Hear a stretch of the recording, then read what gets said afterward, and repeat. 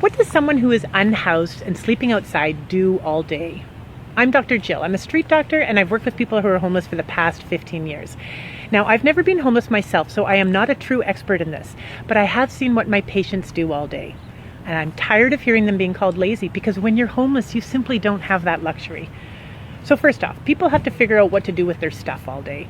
Are they going to leave it where it is and risk bylaw officers coming and throwing it all away? Do they wait until a friend is there to watch it for them?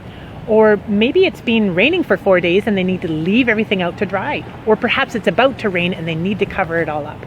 Or are they just going to pack everything up and bring it with them all day? Then they need to start walking and walking and walking. They need to find a toilet and a place to wash up. Maybe somewhere they can do some laundry. They need to get to soup kitchens for a hot meal, a food bank. Maybe they need to pick up some specific items. They need to meet with their outreach workers, get to a pharmacy for their daily medication, perhaps meet with a social worker and have a visit with their kids who are in foster care. They may need to check their email, and without a phone, they need to get to a public library to use a computer. Or if they do have a phone, they need to find a place to charge it. They have appointments with parole officers, with welfare workers, with housing workers. And oh yeah, did I mention that being homeless is really bad for your health? They need to find a place for safe medical care and then try to follow up with what's recommended. Do they need blood work? Do they need x-rays? Do they need to see a specialist urgently? They may not be able to access medication unless they have valid ID, and ID is a whole other issue. It's a constant struggle when your personal items are always being stolen. So maybe they need to find an ID clinic where someone can help them with that. And all this walking, it's usually happening with very poor footwear, often not suited for the weather.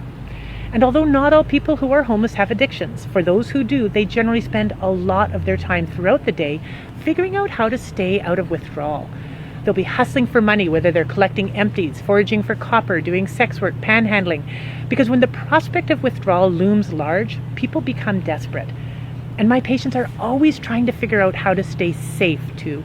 When you see someone who's homeless sleeping during the day, I can just about guarantee that they were up all night. Many folks use stimulants like crystal meth just to stay awake so that they won't fall asleep and risk being assaulted, robbed, or worse during the night.